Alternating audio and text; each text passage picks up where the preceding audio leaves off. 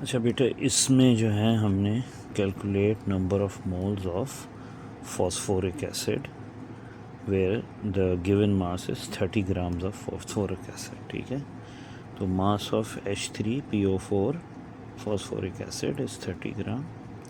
अब क्या होगा कि आपको जो है ना, अब ये अब सिंगल एलिमेंट नहीं है, ठीक है ना।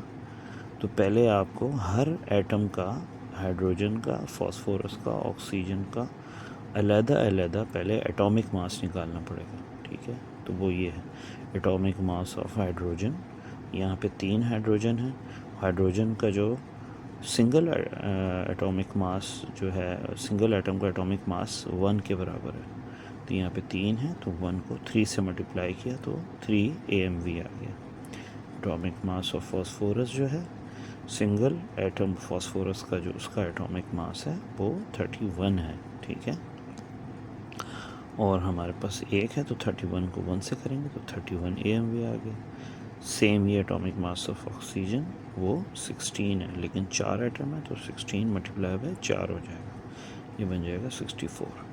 फिर इन तीनों एटॉमिक मास को हम प्लस कर देंगे, आ जाएगा हमारे पास 98। ठीक है, फिर उसके बाद एटॉमिक मास ऑफ H3PO4 बन गया 98 AMV।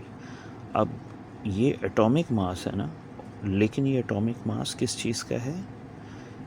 हाइड्रोजन का, फास्फोरस का, ऑक्सीजन का, यानी कि अभी सिंगल एटम की बात नहीं हो रही। तो यही वजह है, लेकिन चूंकि हमने एटॉमिक मास के तरीके से निकाला कि एक एक एटम को अलग अलग निकाला, तो हम इसको इसलिए एटॉमिक मास कह रहे हैं। ठीक है, तो वो सबका जो बल्कि इसका लिखा होना चाहिए total atomic mass of H3PO4, तो वो होगा 98 AMV। तो चूँकि ये अब सब एटम्स का एटॉमिक मास आ गया, तो इसको हम मोलर मास भी कह सकते हैं। तो मोलर मास ऑफ H3PO4 98, वो आप वैल्यू डाल दोगे। 30 आपके पास सवाल में ऊपर से है, और 98 जो नीचे से डिवाइड करोगे, ये आंसर आ जाएगा।